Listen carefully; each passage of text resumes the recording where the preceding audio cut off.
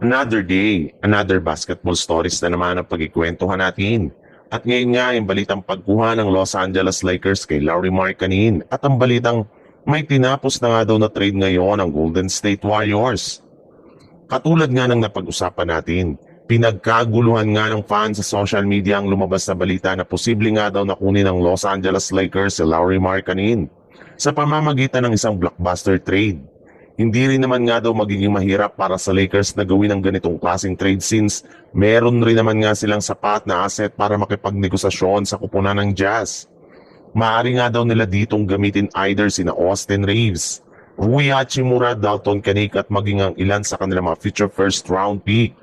Napakalaki rin naman nga daw ng potensyal ni Lauri Markkanen bilang isang big man na maaari nilang ipalit sa pwesto ni LeBron James kapag tuluyan na itong nagretiro sa NBA sa mga susunod na taon. May lumabas rin naman ng balita ngayong araw na ang mismong Jazz na nga ang nagsabi na open nga daw ang kanilang front office na i-trade ngayong season si Lauri Markkanen. Kaya pagkakataon na nga ito ng Lakers para makuha siya sa darating na trade deadline. Sa ibang balita naman, ilang araw lang naman nga ang nakalipas mula nang magtamo si Jimmy Butler ng season-ending ACL injury, ay may lumabas na ang balita ngayong araw sa social media na plano na nga daw ng team na i-trade ngayong season upang sa ganon ay magamit pa nila ito para makakuha ng bagong player na makakatulong sa kanila na makakuha ng kampyonato.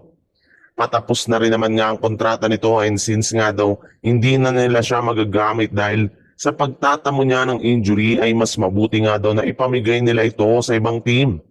Pero lahat nga ng inilabas na balitang ito ay pinasinungalingan agad ng kanilang general manager na si Mike Dunleavy na wala nga daw silang balak na i-trade si Butler ngayong season o di kaya sa darating na off-season.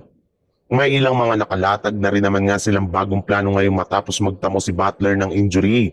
At isa nga dito ang pagbibigay na nila ng mas mahabang minuto sa kanilang batang player na si Jonathan Kuminga sa mga susunod nilang laban.